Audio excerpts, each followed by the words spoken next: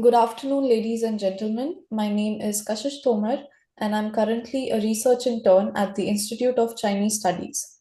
It is a matter of great pleasure to extend a warm and humble welcome to all to a panel discussion on Taiwan presidential and legislative Yuan elections, outcomes and challenges ahead. Taiwan initiated direct presidential elections featuring multi-party participation on a quadrennial basis starting in 1996. The most recent election, occurring on January 13th, 2024, marked the eighth in the series and exemplified a seamless and orderly democratic process, boasting a voter turnout exceeding 70%. Despite Taiwan's relatively young democracy, its success has overshadowed the more than 4 decade long one party rule of the Kuomintang, becoming a distant memory for many. Analyzing Taiwan's current political landscape requires an understanding of the divergent mandates from Taiwanese voters. Today's discussion will delve into the issues influencing voter decisions, evaluate the extent to which the DPP has mainstreamed its positions on cross-strait relations, and explore the challenges facing the new administration in domestic governance, cross-strait relations, security in the Taiwan Straits, and Taiwan's international standing. The panelists will share their perspectives on the optimal policy choices in navigating these complex issues. For today's panel discussion, we have with us Professor Arthur Ting, Dr. Gunjan Singh, Dr. Manoj Kumar Panigrahi. Professor Arthur Ting is a professor emeritus at Taiwan-based National Cheng-te University, and he concurrently teaches part-time at the NCCU and Taiwan's National Defense University. Arthur Ting's research covers Chinese defense and military issues as well as US-China relations. Dr. Gunjan Singh is an assistant professor at the O.P. Jindal Global University. Her research interests are in the field of Chinese foreign policy, China-South Asia relations, domestic politics in China, Chinese media, mainland Taiwan relations, and space security. She has contributed to several journals, including the Journal for Asian Security and International Affairs, India Quarterly, Strategic Analysis, International Affairs Review, Harvard Asia Quarterly, and World Affairs, a journal of international issues. Dr. Manoj Kumar Panigrahi is currently an assistant professor and co-director of the Center for Northeast Asia Studies at the Jindal School of International Affairs, O.P. Jindal Global University. His recent publications include a co-edited book, Drifts and Dynamics, Russia's Ukraine War and Northeast Asia, published in 2022, and a monograph, Taiwan-China Conundrum, What Can Be India's Policy Trajectories, published in 2023. Today's session will be chaired by Dr. Prashant Kumar Singh, who is a research fellow and center coordinator of the East Asia Center at the Manohar Parrikar Institute for Defense Studies and Analysis. His recent publications include Transforming India-Taiwan Relations, New Perspectives, and Xi Jinping's Chinese Dream, China's Renewed Foreign and Security Policy, published in 2023. Before I hand over to the chair, I would like to ask all the participants to follow a few housekeeping rules. All participants will be muted during the presentation. Questions can be posted in the chat box. Please include your name and affiliation when you post the questions. Alternatively, you may use the raise your hand option during the interactive session. You shall then be called upon to unmute yourself and then ask the question. I shall now hand over to the chair. The floor is yours, sir. Thank you, Kashish. Thanks, ICS, for organizing this panel discussion and inviting all of us. And I welcome all my fellow panelists into this discussion. Taiwan's democracy is relatively a young democracy, a new democracy, and it has come a long way since 1996, when the first direct presidential election was held. Since then, 8 very orderly, very smooth exercise of democratic choices by the Taiwanese electorate have taken place. 8 transfer of power transitions have happened. And now the democracy is so firmly established in the Taiwanese society that the old memories of KMT's one-party rule is now maybe a faint memory for many. And a generation has grown up which didn't see that rule. And now we have, and so Taiwan's democracy has emerged as a very successful example of democracy in a Chinese society, in a broader Chinese society. The election that happened last month was a pivotal election. In the sense, this was the first election since 1996 when a political party clinched a third straight presidential victory. The DPP ruled first from 2000 to 2008, had 2 terms. Then KMT from 2008 to 2016 had 2 terms. And this time, DPP's this yet again victory gave it a third term. So that way it is, and that has happened in the backdrop of heightened cross-strait tensions. That makes it all the more important. Lai Ching-te has basically secured a little more than, Lai Ching-te from DPP has secured a little more than 40% vote, and he had a comfortable margin of victory over the KMT candidate Hou Yu-ih. But at the same time, we see that in legislature, this was the first time since 2004 when no party secured majority. In fact, the KMT surged in the Legislative Yuan and secured plurality.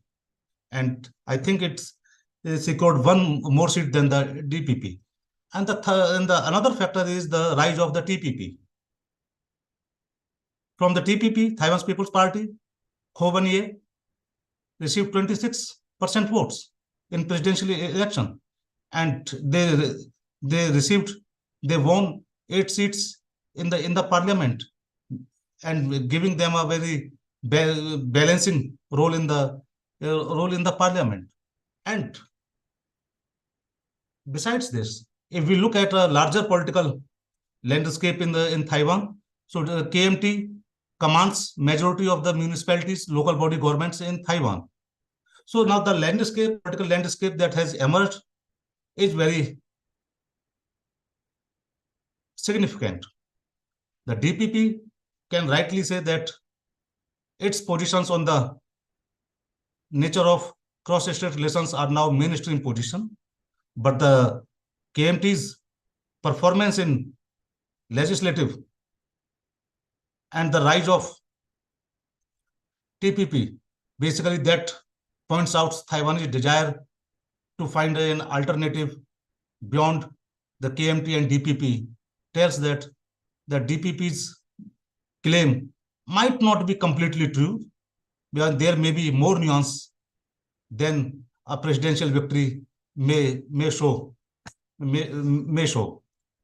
So this is a complex picture, and in this backdrop, and of course we cannot forget that the DPP's victory, continuous third victory, is a challenge for mainland China also, because this victory, I would say that DPP's continuous victories in Taiwanese society, to an extent, basically underline the mainstreaming of its positions on the nature of cross-strait relations, and that in a way challenge the notion that there is one great Chinese family, one great Chinese nation on the 2 sides.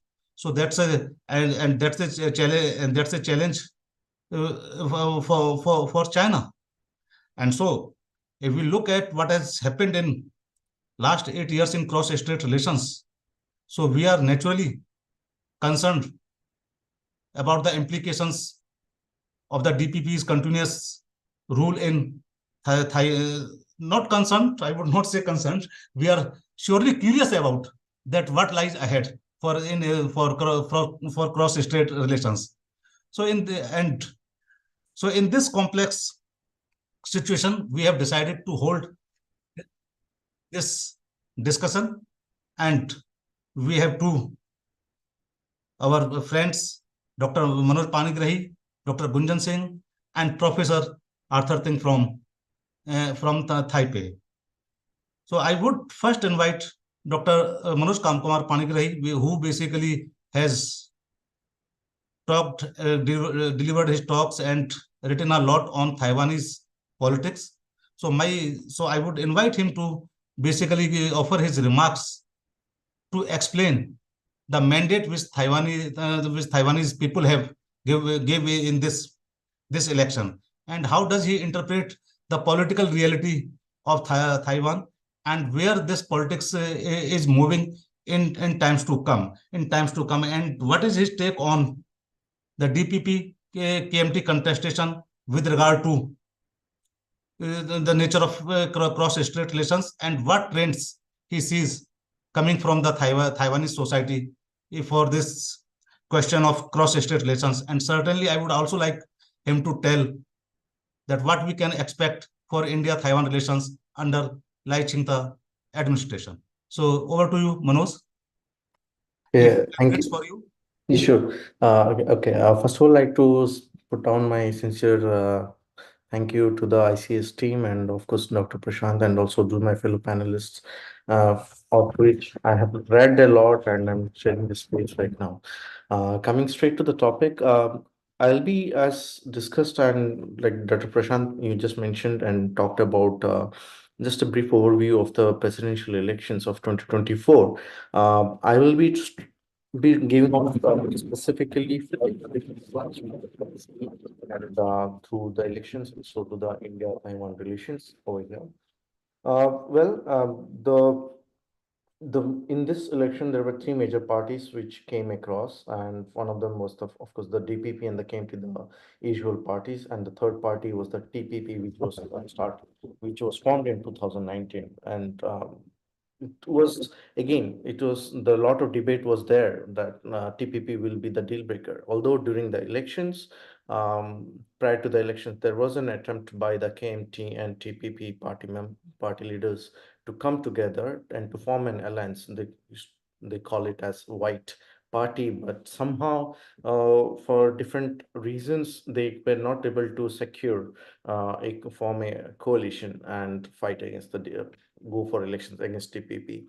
By the time the result came out on January 13th, on the election day, it was DPP which took the position of the under Lai Ching-te, was about 40.05%, followed by KMT, which secured 33.49, and TPP, which surprisingly uh, got about 26.46% vote. And though it was formed in 2019, it's still considered as a very new party, but TPP did manage to secure a significant jump from, say, after securing two sits during the two-in-one elections and securing 8 legislators under this current under the new government, and that under the new legislative yuan that will come across.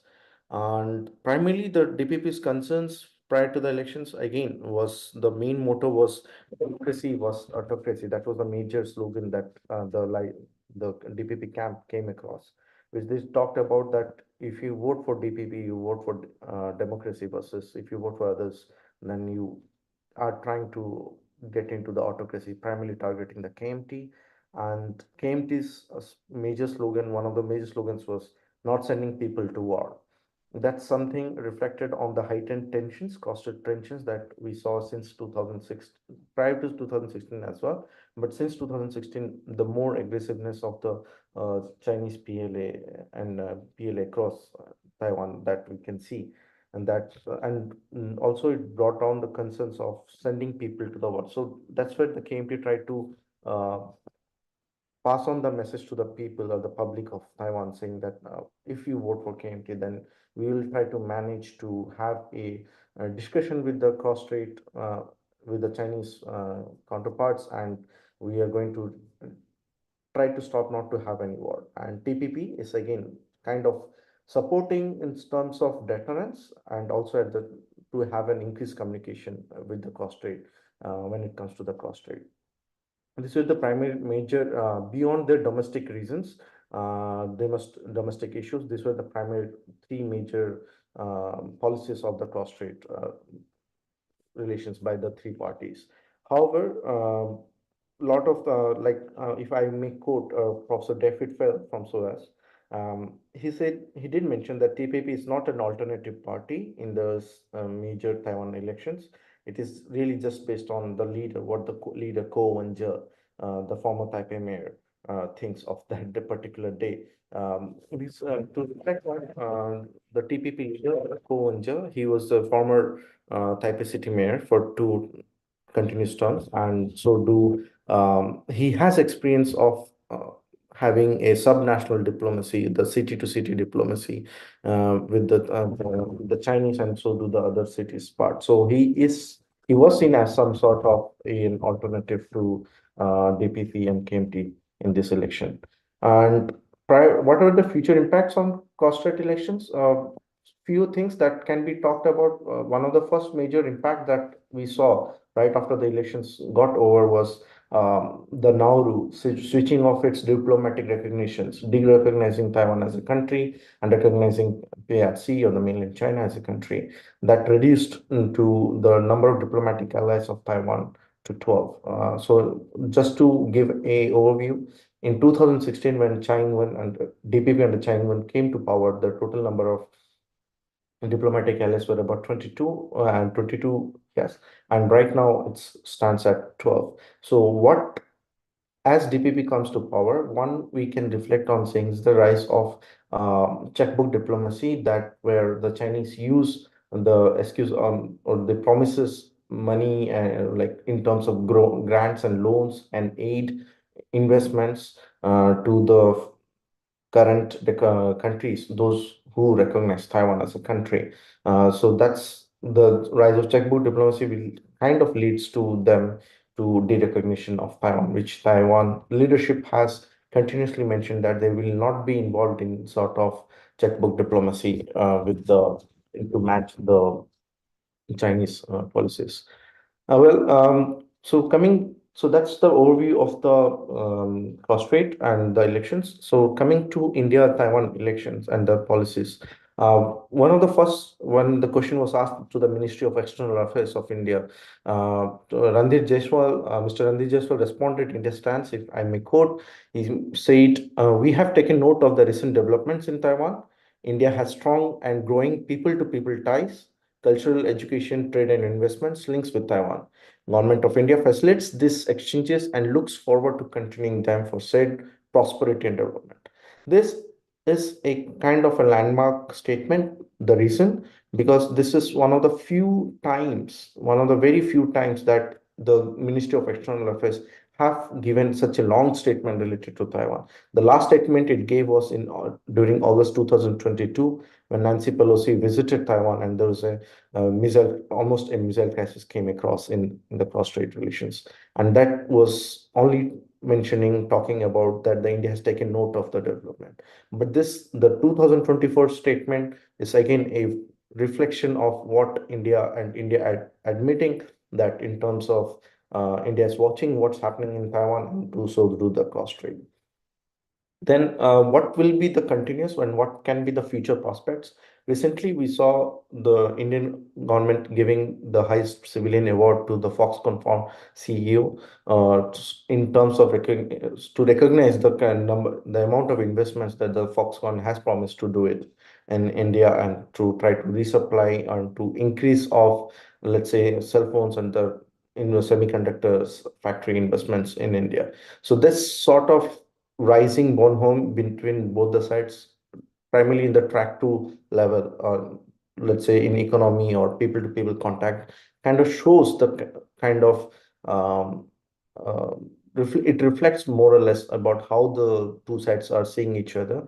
And so do the Taiwanese side have a India constitutes one of the biggest country in terms of new southbound policy for Taiwan, and which was started in 2016. And over the years, if we see the number of students, Indian students who got scholarships to study in Taiwanese educational institutions, the number of people traveling between both the sides, and plus during the COVID-19 times when Taiwan helped significantly to in giving aid in terms of oxygen concentrators, facial masks during the COVID times. That reflects on the number of the kind of diplomacy that both the sides are playing, which are non-political, and so do the rise of parliamentary discussions that keeps on occurring between both the sides. And what India stands with the DPP's Mr. Lai Ching-te's coming to power from May 20. One of the first thing that India would hope would be is the continuation of new southbound policy, because this is helpful for India and so do helpful for Taiwan, where India kind of provides the talent pool that Taiwan is lacking due to the low population growth, and so do a huge market for supply chain for the growth of semiconductor industry. And second, it will also reflect on the number of Taiwanese companies which are decoupling themselves from mainland China investments, where India has promised under the Make in India policy to support such conglomerates, such business houses, that India is an alternative to the Chinese manufacturing capacity. And it is no hidden fact that the Taiwanese business community was one of the major reasons why Chinese economy has risen over the years since 1980s because of the huge number of investments. And definitely India stands to gain a lot from this, and so do Taiwan as well, like bilaterally and mutually. But there are a lot of future challenges between both the sides. One of the, for example, is the lack of connectivity, direct connectivity, which stopped since COVID-19 between both the sides. And there are still a lot more work to do on the ground, where people to people understanding and more, it should go more from top down approach to bottom to top approach as well, to have an increased connectivity and increase understanding and support for each other in multinational and international forums.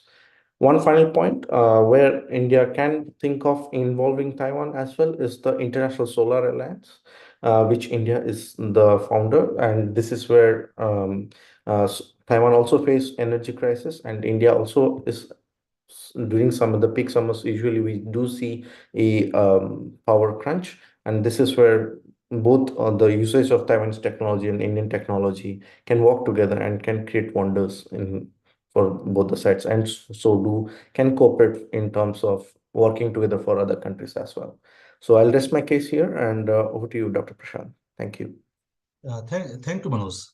Now I would like to invite Dr. Gunjan Singh.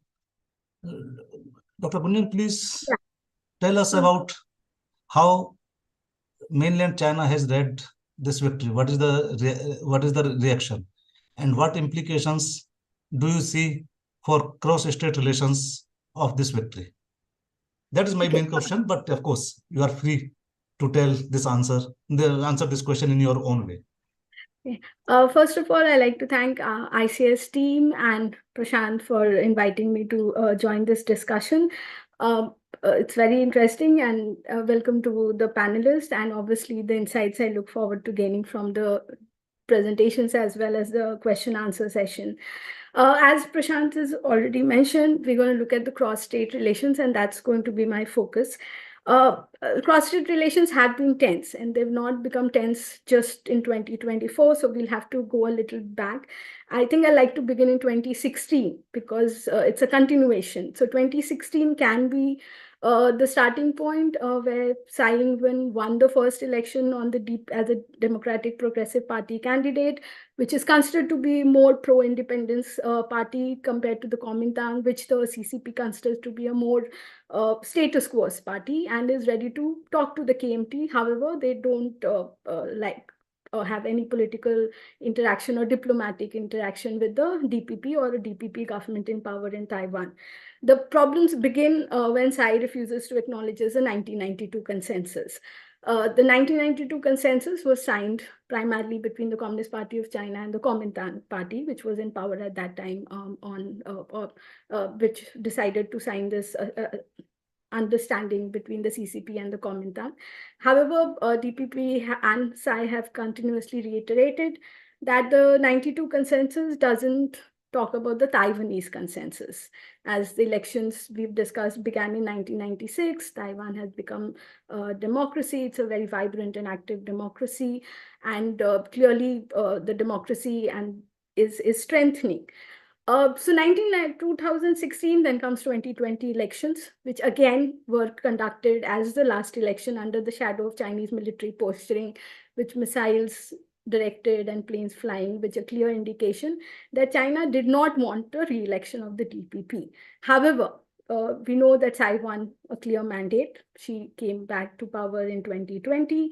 And we've seen how Xi Jinping and Tsai Ing-wen's parallel political thing has gone. I think Professor Manoj also mentioned that when Tsai came to power in 2016, Taiwan had about 22 diplomatic allies, and today it's left with 12.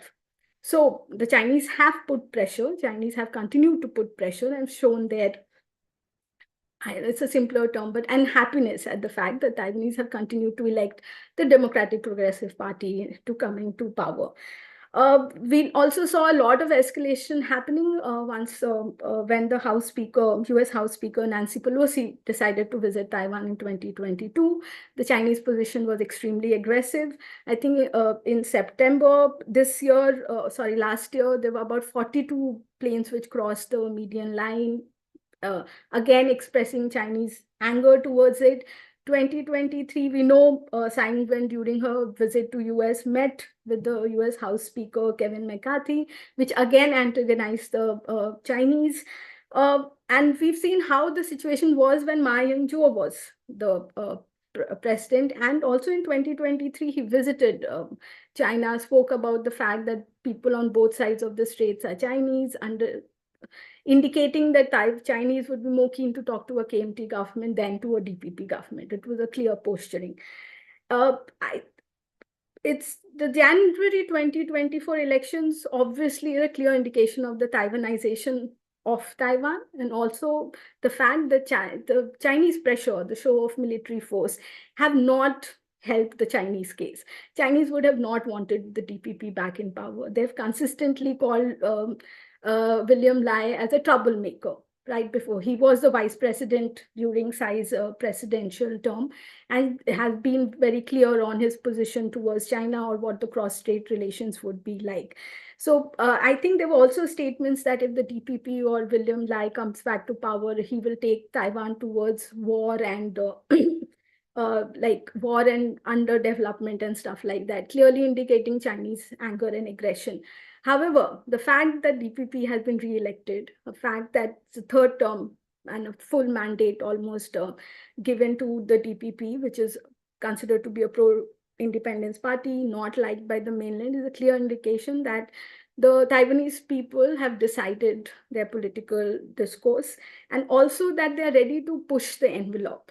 I think in every case, from 2020 till today, the stand and the posturing or the steps undertaken by the DPP government have been towards checking how much they can actually maneuver. They know the space. They are ready to maneuver their space and see how much they can antagonize China and what the Chinese reactions could be. I think I was reading news yesterday that there are about 8 spy balloons across or over Taiwan recently. I think it was reported. So Chinese are also trying to see and obviously monitor the situation. The military posturing has not gone down. However, it's getting significant, it's escalating. Every day there's an escalation as Taiwan tries to push for more independent space as a democracy and showing that it's not ready to, if I can use the word, kowtow to the Chinese pressure. China is obviously getting more militarily aggressive.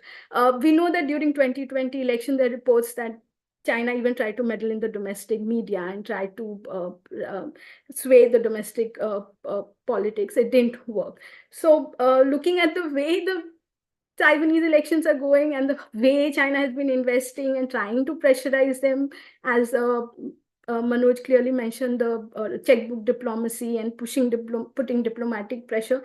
Chinese have not gained anything. The results are still not the way China would have wanted them to be. We know immediately after William Lai won the election, now decided to switch diplomatic alliance from Taiwan to mainland. We also have reports that Guatemala wants to say that it wants to have economic relations with China, however, continue diplomatic relations with Taiwan. Considering the fact that China is keen on one China policy, it will assert that any country which wants to benefit from being in close contact with China will have to adhere to that. Doesn't look like a line that Guatemala can follow. And we can see going ahead that the chances are that it will shift its diplomatic alliance from Taiwan to China very soon. And going ahead, we can see that this will be a pattern. There's no way China is going to ease the pressure here, as they had done during the KMT presidency of Ma Ying-jeou, right before Tsai came to power. And New Year's speech of President Xi Jinping, he had said Taiwan is a sacred territory. Reunification is not an option. It will be achieved. Military option has continued to be an alternative. China has reiterated that it will not shy away from using its military. However, till date, we have not seen any active, overt aggression. The posturing has been very aggressive. There have been some play, like clearly showing the indication that China is ready to take that action. But Taiwan has also known how much to push the envelope, I think. I think they've reached a status quo on that.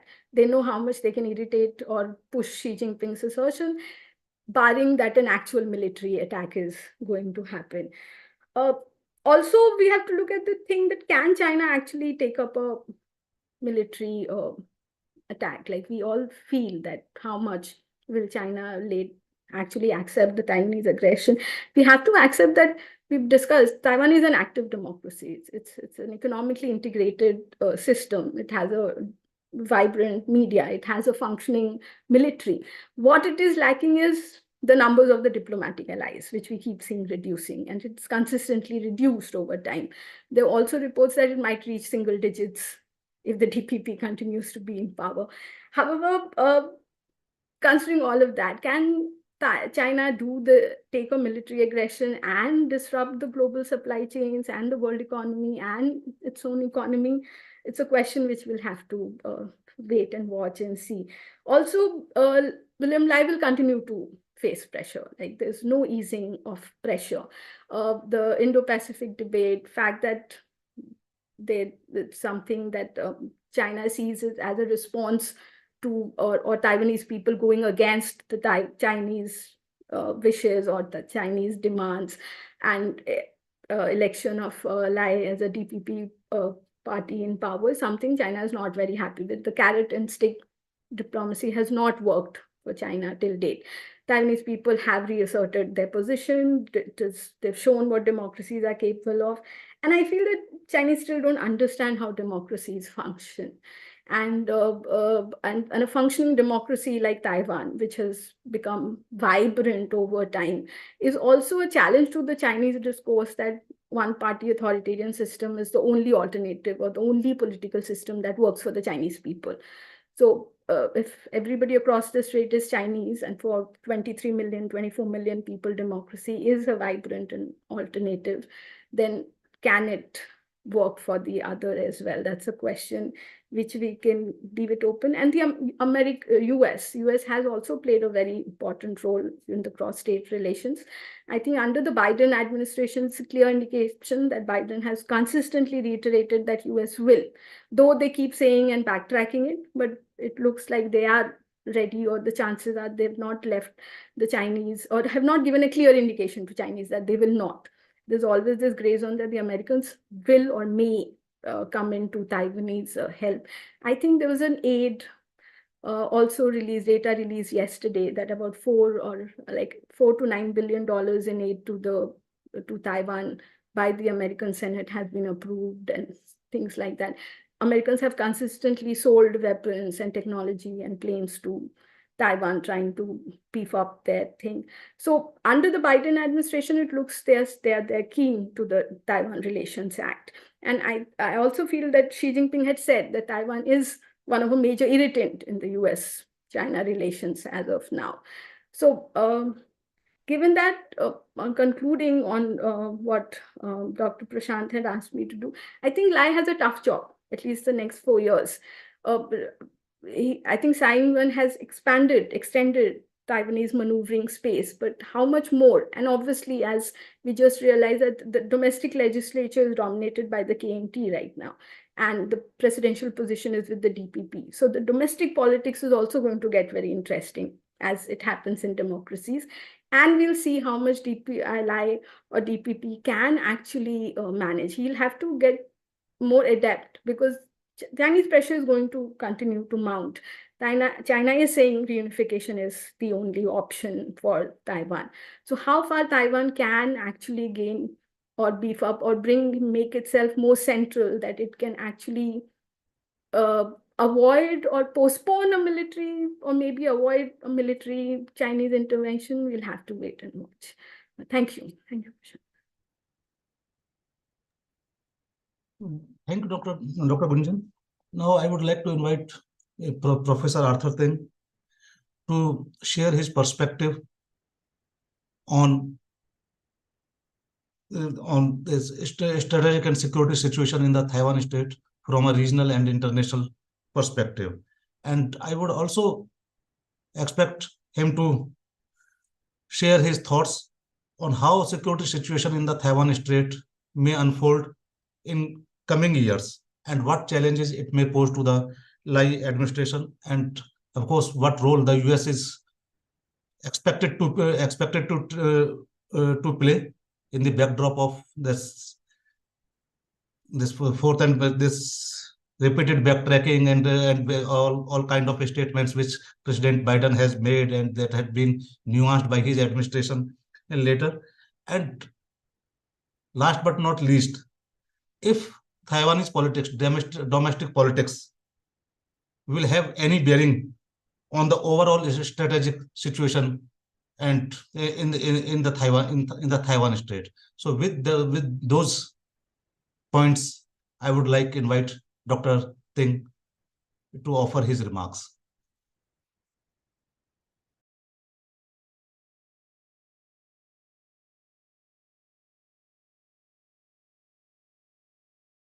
Sir, we cannot hear you, sir. Please unmute.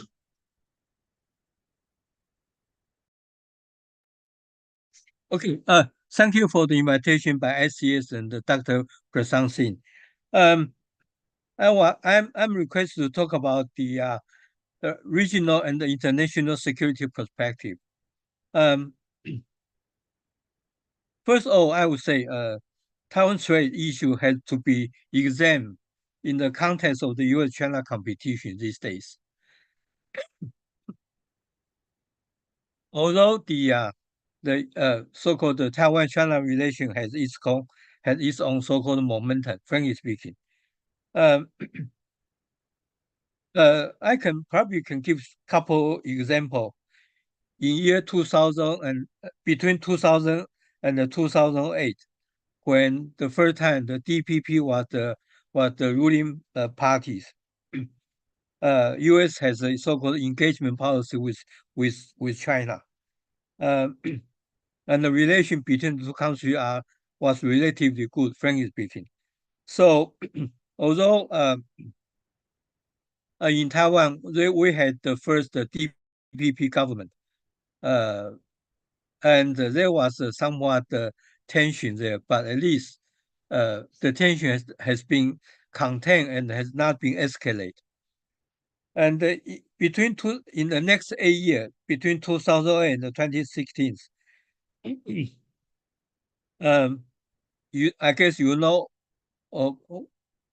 quite well. In Taiwan, we have President Ma from the KMT as the ruling party, and the President Ma stick to so-called 92 consensus.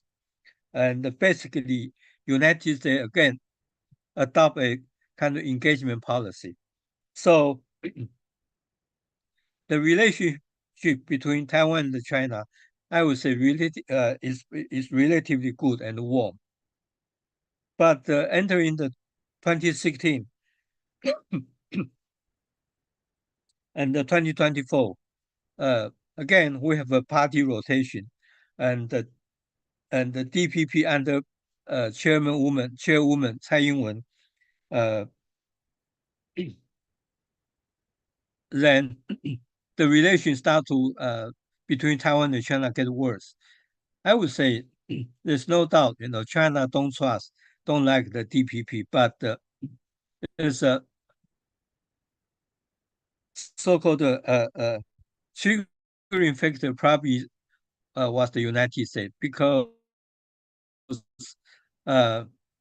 during this period, the president-elect Trump, he got a phone call from our President Tsai Ing-wen. This really shocked the Beijing leadership. And the Beijing leadership start to worry what the Trump administration will take Taiwan as a leverage against China. I'm sorry. So this really raised Beijing's concern. And in the later period of Trump administration, Trump government sent a high-ranking official to visit Taiwan. Again, this really accelerate the so-called declining relationship between United States and China. So we can see in the past more than 1 decade, so-called if we want to examine so-called the closer relation or Taiwan-China relation, it had to be put in the context of the U.S.-China competition. Again, come to Biden administration. I guess Biden knows the sensitivity of the so-called Taiwan-China relationship. But in order to compete with China, on the one hand, Biden,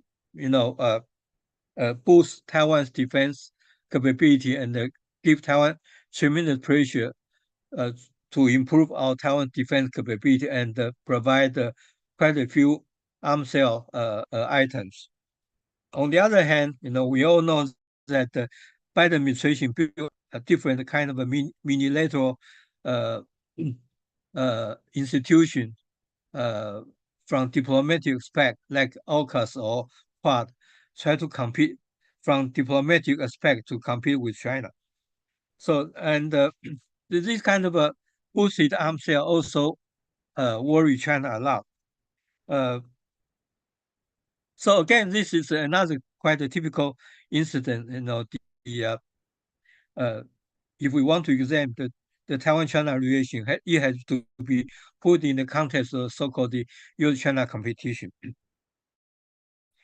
I think the Biden administration knows the sensitivity. So toward our presidential election, Biden administration took a initiative, try to stabilize and doing so-called crisis control, I would say, and has held several, the high-level talk with counterparts from China, like particularly with Wang Yi.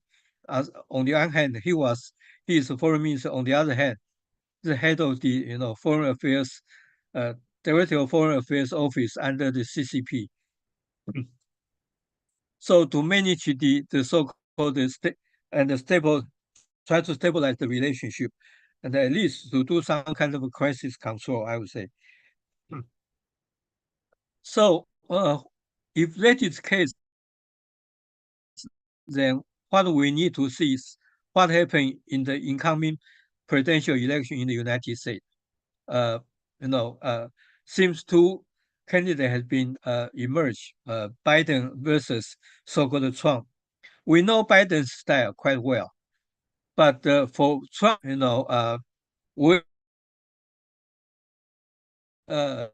today his former aide made a remark, say, Biden will try to restructure the so-called traditional alliance system to make it kind of a tiered, depending on how much the burden share you take, so on and so forth.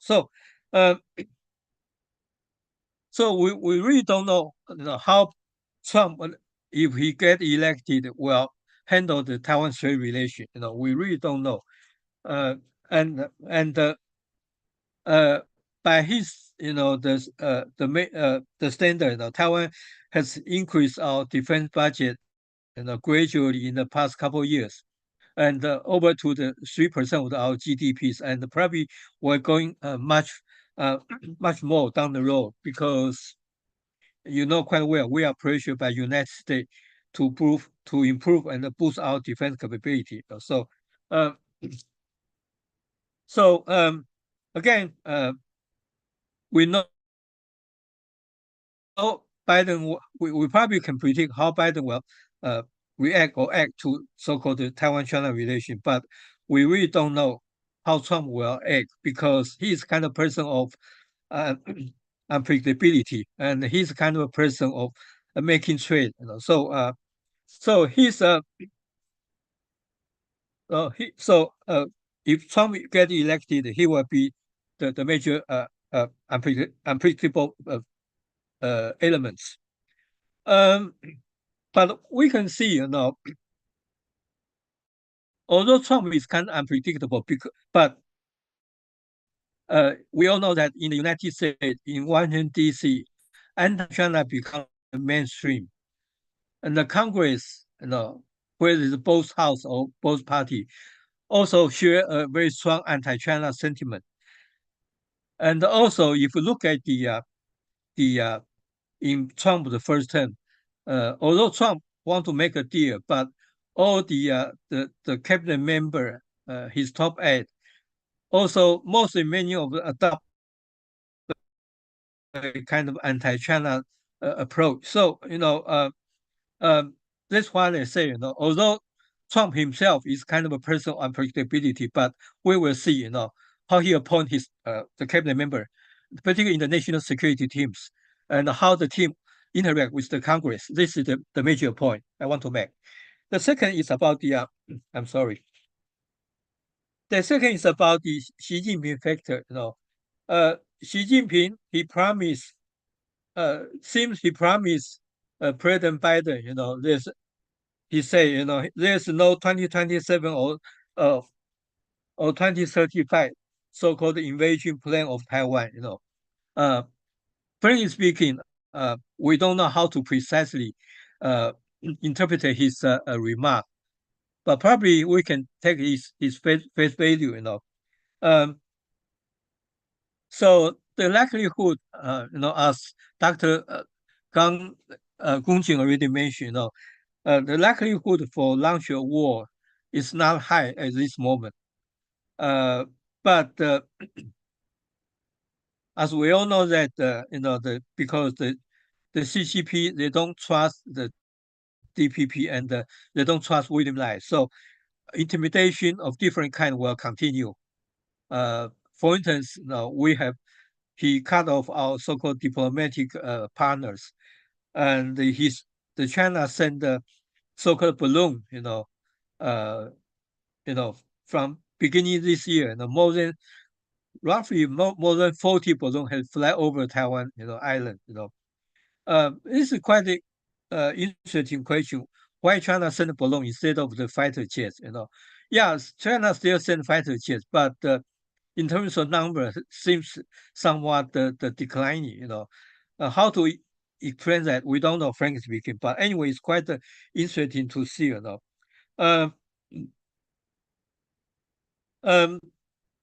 So the likelihood for a war is not high from what we can see now. But again, as I said, intimidation of different kind will continue, to cut our diplomatic relation, continue to send a balloon or the fighter jets or warships around Taiwan. Again, also probably remove certain items from so-called ECFA, the economic agreement between Taiwan and China. So those are the possible. Probably at this moment, China is watching how William Lai, in his May 20th inauguration speech, although they don't have, I don't think they have high expectation, but at least if he can follow President Tsai's steps, then probably it's good enough. so that the tension can be managed at certain level and will not be escalated. So, so the pressure for winning Lai's new team will be that how to deal with Trump. And if Trump elected, it will be somewhat difficult because as we all know that Trump is kind of a person of unpredictability. So probably it's for the national security, how to deal with a new Trump administration on the one hand. On the other hand, domestically, how to work with the opposition party, to particularly in the field of the national defense, the Taiwan-China relation, and our diplomatic relation. Those are three areas are the so-called main, I would say, difference between the DPP and the Kuomintang. So how to deal with the Kuomintang over those three major issues, major fields are quite challenging, I would say. And also how to deal with Trump, because Trump's style really can hurt probably not just Taiwan, but many of his traditional ally members, probably from South Korea to Japan. And will this give China a good opportunity or not, or will give so-called and even embolden China or not? We don't know. So those are somewhat the challenges I can think of. So maybe let me stop here, then we can discuss later. Thank you. Thank you, Professor Ting. Before I hand over the proceeding to the Master of Ceremony for conducting question and answer session, I have my own a few questions and some observations which I would like to put across to my panelists. So, Dr. Manoj, can you please just give a little bit thought to this, that what is the prospect and scope available for the KMT and the TPP to maneuver through Parliament, through Legislative Yuan, to pose a challenge to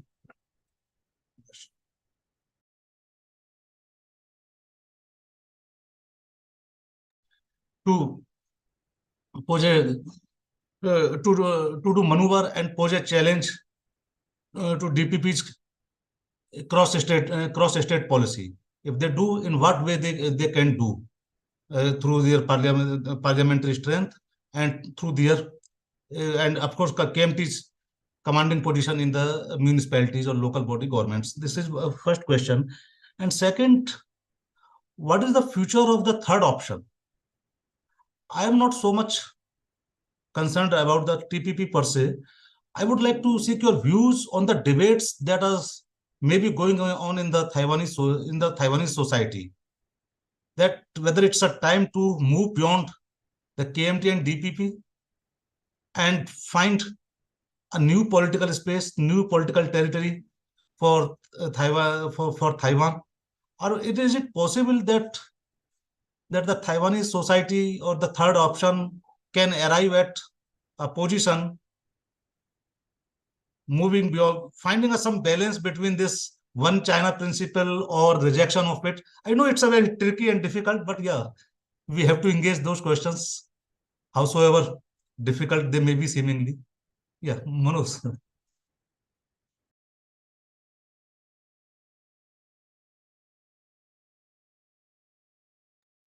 We can't hear you, Manoj. I'm sorry.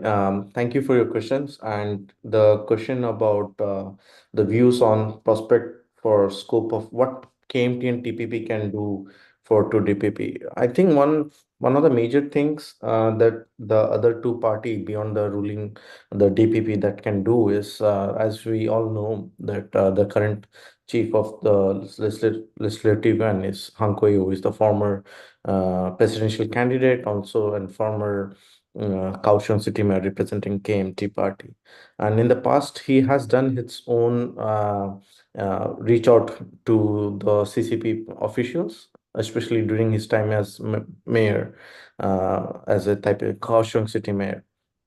And back in 2018, he met CCP, the mainland, the Taiwan office of CCP PRC in Hong Kong, which is seen somewhere as which was not taken politely by the society, and so to the government. I think one of the but right now, as a somebody who's the legislative UN speaker or the parliament speaker, if such meetings may occur in some, maybe in Singapore or maybe in some other neutral venue, then it will undermine, possibly more or less, I We think lost it will connection to him or undermine what? the DPP as a whole, Taiwan as an identity. But again, and KMT will definitely keep on trying their own policies, straightforward policies towards with the CCP officials, even they are not in power as well. And we have seen during 2022 as well, and also 2022, and also in the last year prior to the elections, also there were multiple visits by the deputy chief and the chief of KMT to China and meeting with the Taiwan office in CCP. So all these things possibly will bring challenge to the DPP government in the next, under Lai Ching-te government, and so do the TPP. I think both, also related to your second question, future of third option, the TPP and KMT do have a significant challenge in the last two domestic elections, the 19-1 elections that is called. KMT triumphed for sure. KMT defeated DPP at a very large vote and securing more and more city mayoral elections and positions as well.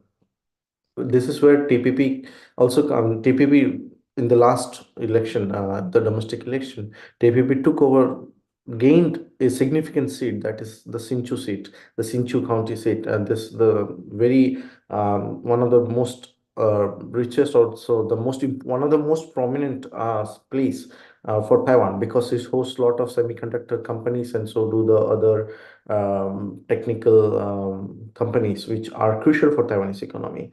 And we will definitely see more and more TPP, at least in terms of domestic elections, coming to the face and playing a significant role in shaping the domestic politics. The reason, there are primarily two. With DPP, people are mostly unhappy with the domestic issues such as low salary, high rent housing prices, and power crisis, and aboriginal land policies, and so on. And with KMT, people are primarily, especially the youngsters, they are not receiving it well when they try to enhance more closeness with the CCP or to start the dialogue. So there is somewhere thin line between KMT and TPP, which DPP is trying to fill in. But right now it's very clear cut. Right now the government is there. So this is peaceful transition of power will going to happen from Chai Ing-wen to Lai Ching-te. So times ahead, we'll see what's going to happen. Yeah. Thank you. Thank you. Thank you. Dr. Kunjal, salvaging relations with the US and mending fence with the West in general remains a top priority for China. And the cost of any attempted invasion of Taiwan will be very high, at least in the immediate to short to mid-term, and the outcome is always uncertain. So that way, I agree, and I see point in what you said and what Professor Ting said, that the probability of invasion or war in Taiwan Strait are very low. But at the same time, the DPP's victories are posing challenge to PRC's one China notion. As I said in the beginning, its notion of one great Chinese family, a family on the two sides, because these victories somehow, to a great extent, they also tell the generational change and tell that how far the two sides have drifted apart. So that's a reality. And So DPP's long-term stay in power, do you think that it amounts to inordinate delay in reunification from Chinese point of view? And this inordinate delay logically should necessitate or should move towards sooner or later for use of force. So that's basically I am trying to visualize the situation. So how long China can pursue this policy of use of force as a last resort and peaceful unification? So do you think that situation in somehow is more complex than we think, only from the point of view of from the prism of US China relations and larger strategic perspectives? Because after all, this Taiwan remains, as President Xi Jinping said, core of the Chinese core national core interests. So this is I am just thinking aloud and inviting your comments if I am able to convey my points to you. I think you conveyed the confusion very aptly. Obviously, the situation is very complicated, right? As you rightly mentioned, that the more the reunification gets delayed, the more Taiwanization gets entrenched. Like the newer generation, we know, don't have a memory of coming from the mainland or thinking about having same history and all. They have a new history. I think the younger generation might be born under the democratic rule, right? Post 1996, younger generation will be voting. So they don't see of this one China. They see of mainland China versus Taiwan and the debate about sovereignty and assertion. So that's a different thing. But as Manoj also mentioned, that the domestic politics, it's a democracy, right? The domestic politics about the domestic problems, which he mentioned that the people have vis-a-vis the DPP, like the power and wages and other things. So because they have an option to change the party, the change will happen. It's the way democracies function. 12 years in power, there are bound to be some problems with the domestic population. You will see change. And that's where democracies are vibrant and different from what China is used to handling. Obviously, DPP's victory is posing a challenge because it's a clear thing in Chinese face that Taiwan is moving out of its hand. At least the population thinks differently, and they don't see of themselves as a one China, and one China principle is kind of faltering here. Taiwan has consistently said that the one country, two systems are not for Taiwan. Like the history of the way Hong Kong situation has panned out, and the debate is that Taiwanese don't want to adhere to that principle. That's been completely over. But delays obviously will continue. I think China would also be happy with the status quo. As you've said, the military intervention, disrupting the economy, disrupting the overall supply chains globally, as we saw with COVID, what happened and how Taiwan and China handled COVID going ahead. Obviously, the domestic political discourses are different. They're very parallel to each other. And Xi Jinping has been reiterating that reunification will be happening. Like there's no way, it's a core thing. It's the national rejuvenation and the unification of the motherland is one of the driving force of Xi Jinping's domestic politics. But we also have to see that the reality, as you said, on ground is very different, right? Military is an option. Military show has been happening. We have 42 planes bypassing the meridian. We have spy balloon incidents happening. We have show of force. We have every time something Taiwan does, which China doesn't accept, we have missiles posturing. Every election has happened under aggressive military posturing from China. And Taiwan has continued to go to elections and vote and come up with the way. Till date, China has tried to meddle. There have been cyber attacks as well and stuff like that. But we can say by far that China didn't have much say in the domestic elections.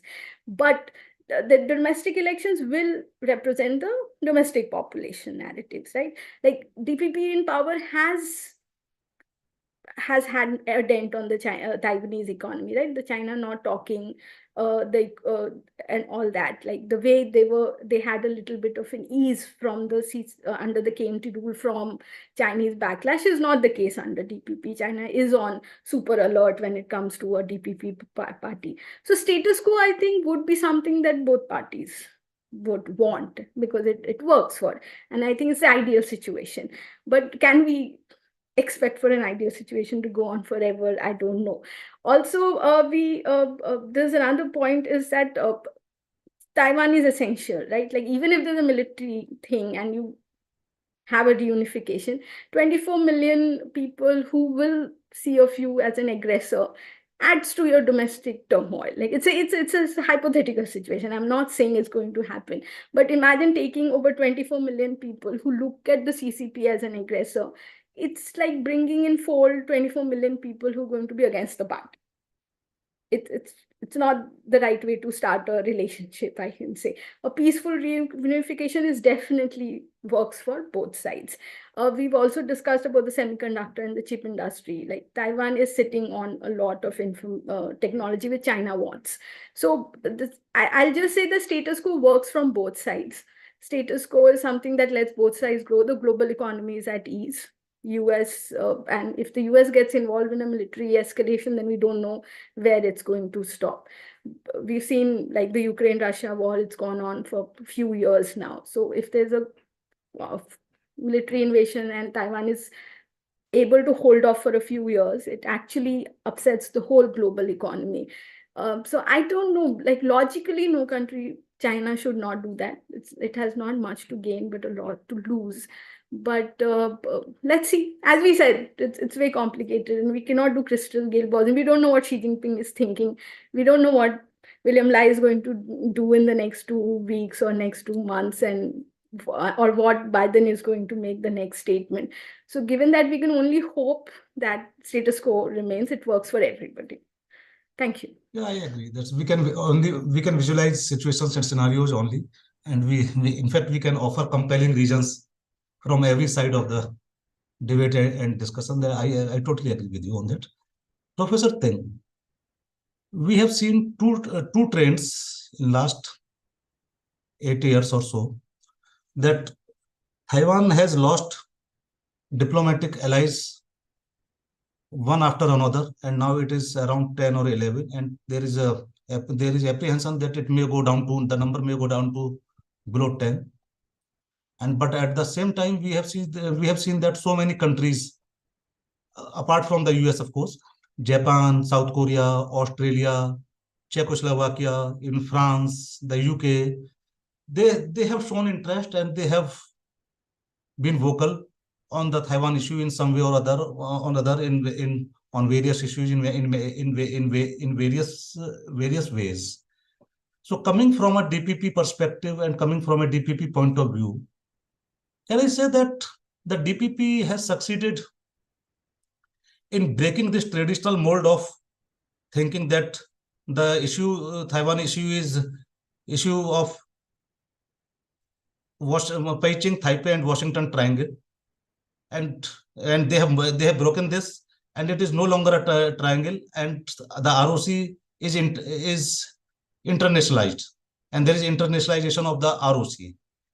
So, do you agree with this?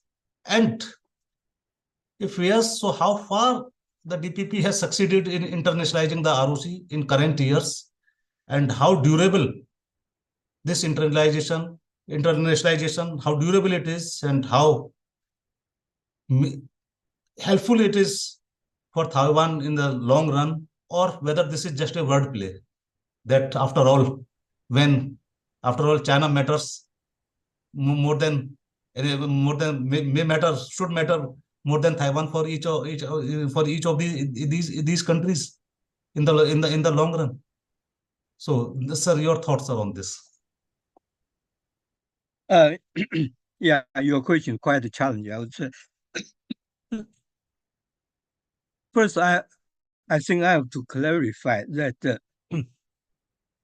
it is Xi Jinping, it is PRC, then DPP, which successfully put Taiwan issue become more and more internationalized. No, I always say in Taiwan, we should, thanks contribution made by Xi Jinping for Taiwan's internationalization, because you can think about, if we want to do it, how much resources we to make, right? We to spend how much money to make international PR. But China as a major power, he intimidated us, they launched large-scale military exercise around Taiwan. And this really raised international concern because Taiwan, we all know that, Taiwan is not just the so-called TSMC, we also know that, so for the worldwide, container passing this area account for 60% of the container worldwide trade, So, because China is doing a very stupid things, really help raise our so-called international exposure. Frankly, I would say, So yeah, no doubt, Taiwan issue become more and more internationalized. But on the other hand,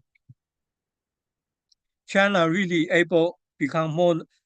is able to cut out diplomatic relation. So this is quite a contradiction, I would say. Back to the reality, I would say, diplomatic relation really matter a lot because, the more the country will have diplomatic relation, then the better they can speak for us in different international organizations and international communities, Yeah, no doubt we got so many sympathy global wide, look at the so-called joint communique or statement after the so-called G7 or NATO summit meeting, so on and so forth, Yeah, Taiwan issue always there, always written in this different kind of communique or statement. But how this can be translated into so-called the really useful, and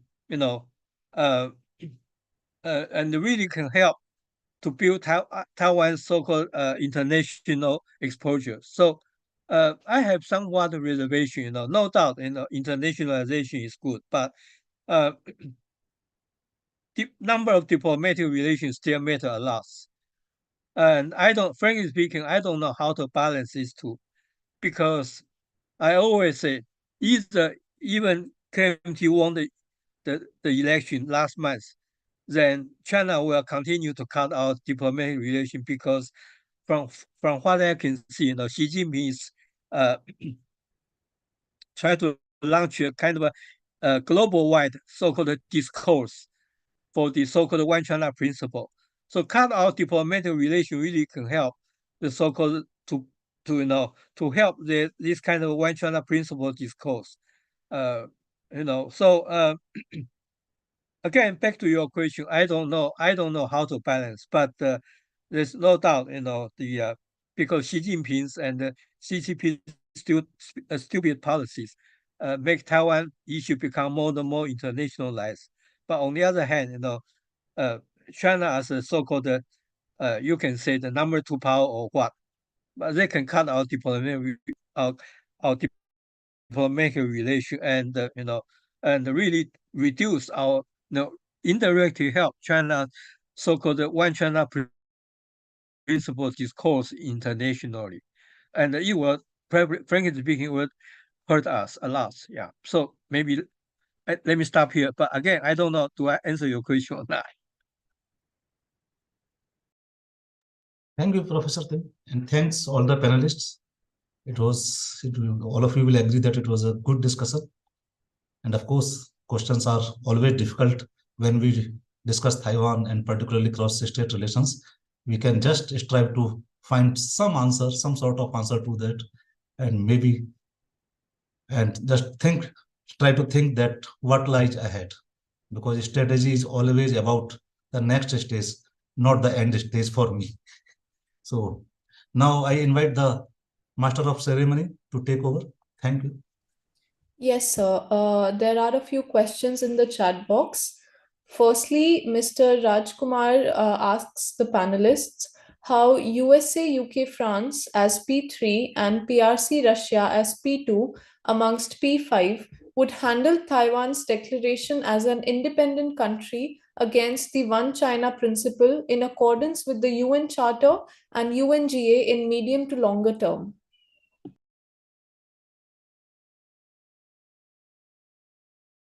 Professor Ting, I think you should take up this question. Okay. Let me clarify, because I'm not so sure.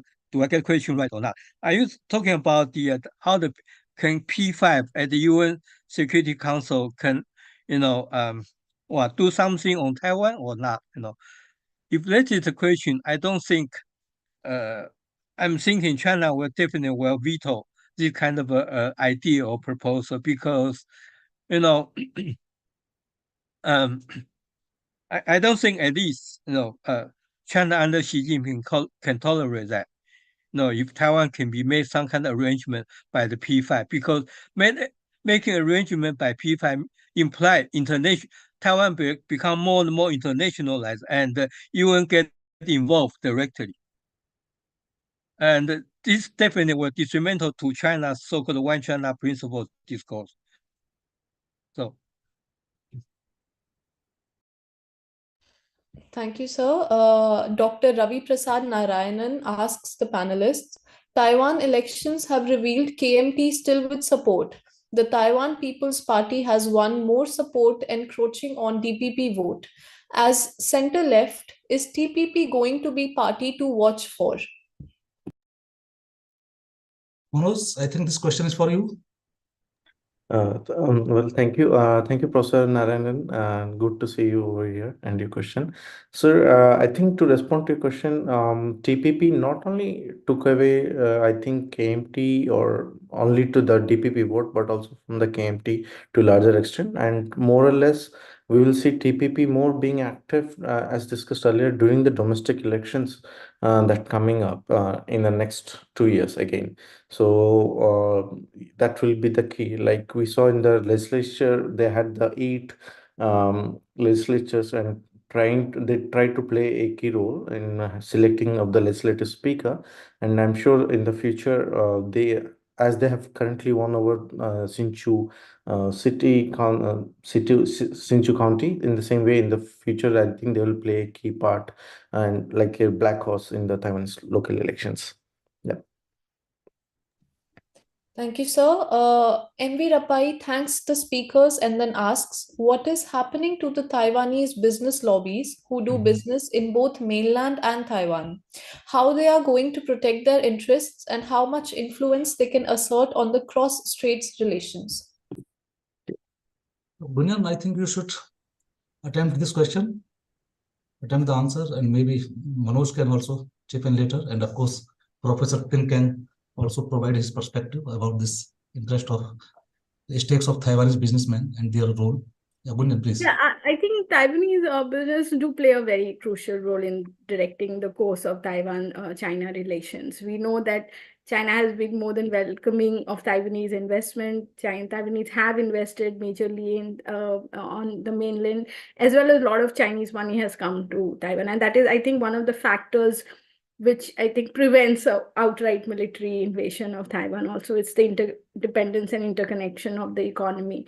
However, as we've discussed, Taiwan is a core issue, right? Xi Jinping has reiterated. So economy and what the economic relations are definitely are the second tier or the second on the course when Taiwan-China relations are discussed. They do definitely have a lot to say, but it's also trying to figure out whether they can use the economic clout as actually trying to give the China-Taiwan discourse a certain direction. Can they or can they not will be thing to watch. The Taiwanese domestic politics functions differently as the Chinese domestic politics.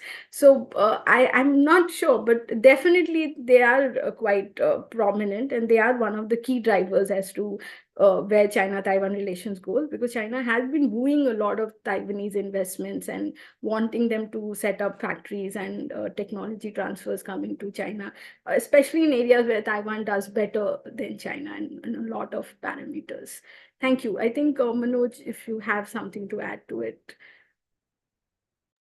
Well, thank you. I was interested to answer this because it's something that was studied and we still discuss over here. To respond to add and also to add what Professor Gunjan just mentioned, to Taiwanese businessmen, are primarily known as Taishang in China or across. Okay, so what it is, so the business community can be acting as terms of 3 to 4 different levels. One, as for both Taiwanese and Chinese, they are a crucial part in terms of cross-strait relations. One, for let's say if we talk about PRC, they can take this Taishang community as such as a hostage, where they can use the leverage of having them over mainland, and where they can be arrested or so, and can get deal with it quite fastly. Second, at the same time, is they can also play a key part in influencing the Taiwanese politics back home. And for the PR, for the Taiwanese side as well, they will play a key part again in terms of putting forward the Taiwanese concerns to the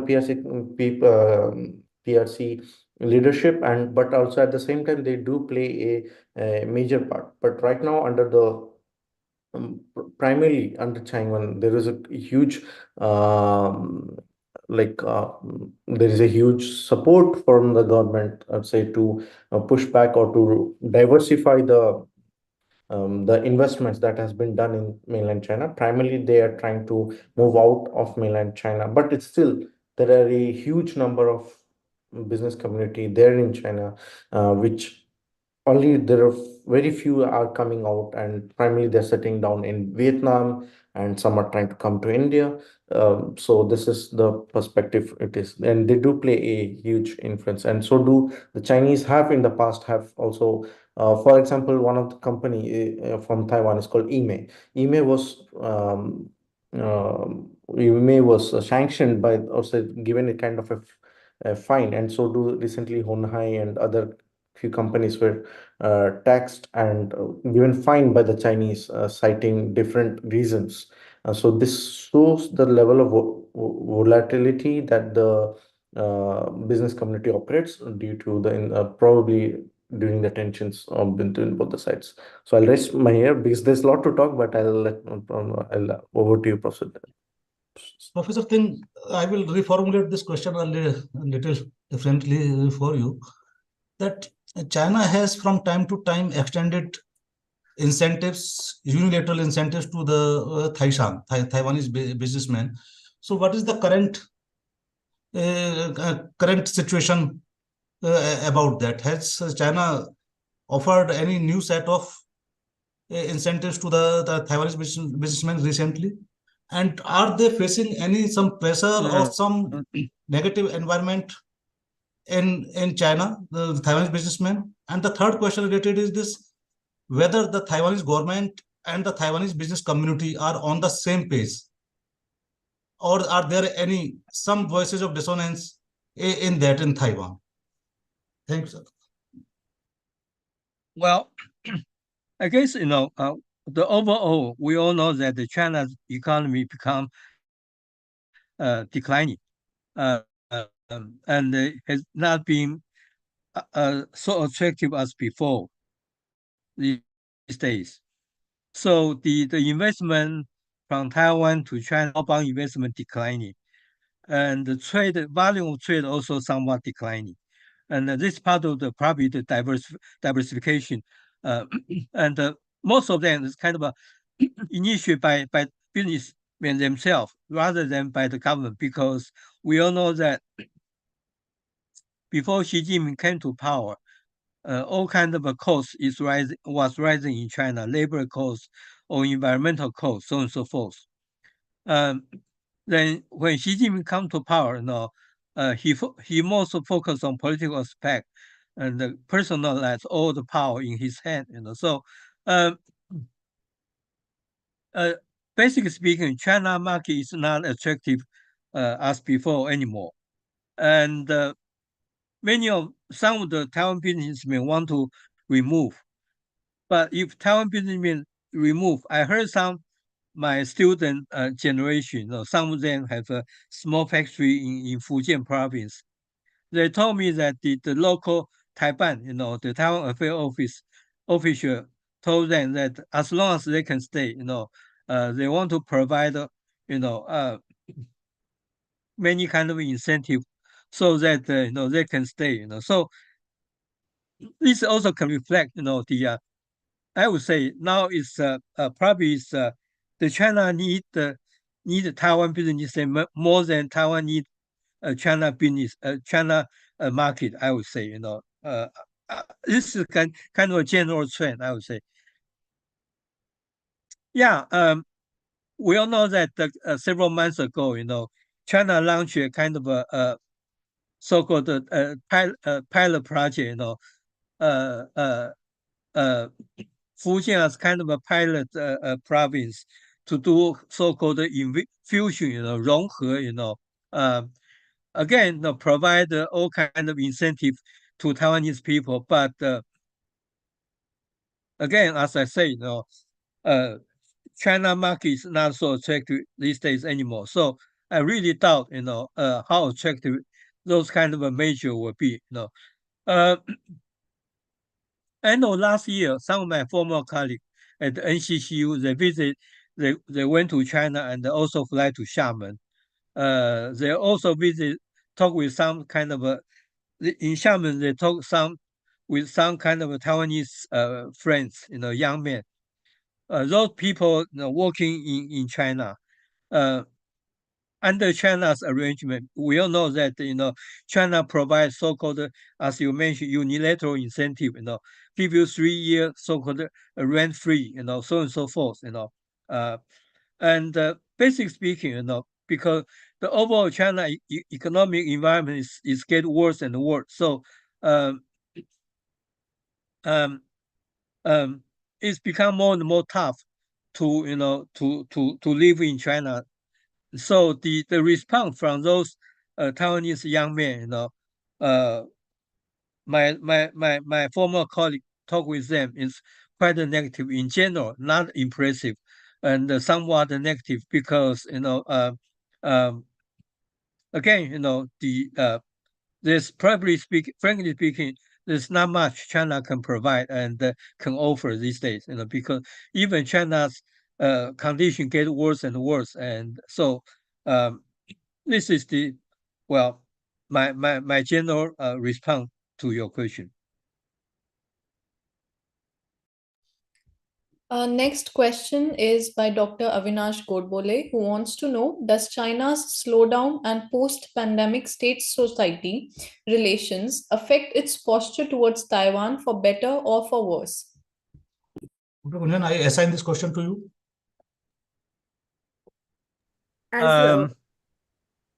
Okay, go ahead. Okay. Obviously, post-pandemic, Chinese economy has been in a slowdown. The global economy has been slowed down. Chinese economy has also been struggling. And the state-society relations have not been as smooth as Xi Jinping would have wanted. We've seen a lot of protests and anger towards the zero-COVID policy, which went on longer than the what generally the world was like. Every other country was opening while China still stood firm to the zero COVID for a very long time. And also historically, we've seen that when the Chinese governments have been domestically at weaker, or they feel they need to direct the public anger somewhere else, it's always been an external factor. They always look for an external enemy to direct the anger. So in this case, obviously, Taiwan is one thing that's easy for Xi Jinping to pick, that like elections and independence and like we losing our own renegade province, and the whole nationalism can be directed towards a core issue. And obviously it has worsened. Like at least the military posturing has, as I've said, is becoming more aggressive. The Chinese language, or Xi Jinping's language, is getting more aggressive towards Taiwan, like calling it a sacred territory and other thing, and saying that the military option is not off the table, is directly an indication that they're trying to focus people's anger and others and discontent towards Taiwan, and say that how the CCP is actually standing strong to the reunification and the ultimate rejuvenation of the nation. And obviously, it's a pattern. We can actually dissect it and come back that every time the CCP feels a little threatened domestically, it looks for an external factor to direct public anger.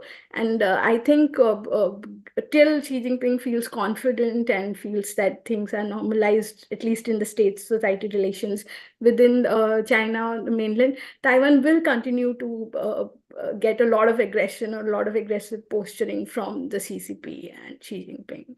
I think it's worsened. I think the language has definitely, and the posturing has become increasingly more aggressive. Also, the way Taiwan handled or called out mainland about the COVID and trying to hide the data and releasing its own data, showing that they were aware and China was not responsible and did not report it to the WHO in time.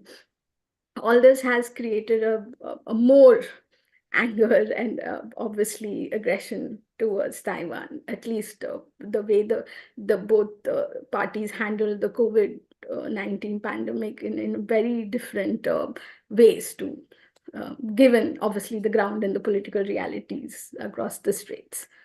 Thank you. Professor, I think we would like to hear from you on this. Well, no matter what, Xi Jinping want to show he's kind of a strong leader, So he had to be to show as a kind of a strong leader, he had to show, demonstrate his so-called top policy toward Taiwan. So no matter China economy slow down or so-called pandemic, so on and so forth, definitely she will continue to block Taiwan's so-called international participation, intimidate us, by sending so-called fighter jets or warships, So all what he has done is to show he's kind of a very tough and strong leadership, and there's no compromise whatever on Taiwan issue. So particularly in the context of the U.S.-China relation competition, Xi Jinping had to somewhat intensify these kind of steps, I would say. So this is what I can think of. Yeah. Last word and short one to you. Well, I did learn. I won't give many more comments, but I think one of the biggest things that we'll probably to watch is the Lai Ching-te's inaugural ceremony speech, May 20, because that will be one of the set the standard base for future policies for his term. So, like Chang Wen's, and also in terms of India Taiwan, it will be interesting to see if India is sending any let's say government level ministers or someone from the government representing government of India for the inauguration ceremony. So it's interesting time ahead. Look forward to it. Yeah. Thank you, sir. The final question is by Mr. Rajkumar, who wants to know, has Taiwan learned any lessons from Hong Kong? I think we will require a separate session on that on Hong Kong, because Taiwan has been closely following the implementation of one country, two systems in Hong Kong since it was implemented. And of course, they have been warning, and they have been basically saying that this is a deadly embrace, which they would not like. So it's not about that whether they have learned any lesson or not. So I would just stop it here. Maybe the ICS will organize a separate session on Hong Kong sometime. So we can answer all these questions there. Yeah, Kashish, please. Yes, sir. There are no more raised hands or questions.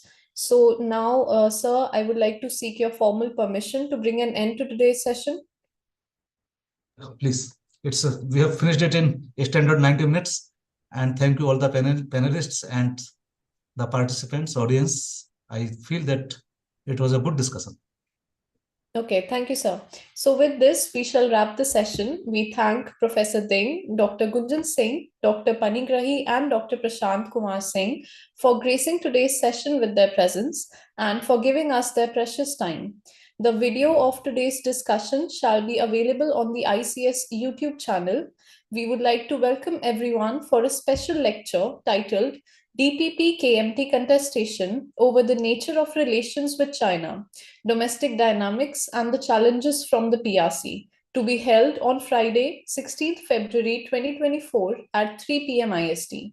Further information regarding the topic can be found on the ICS website. You may also subscribe to our newsletter for regular updates.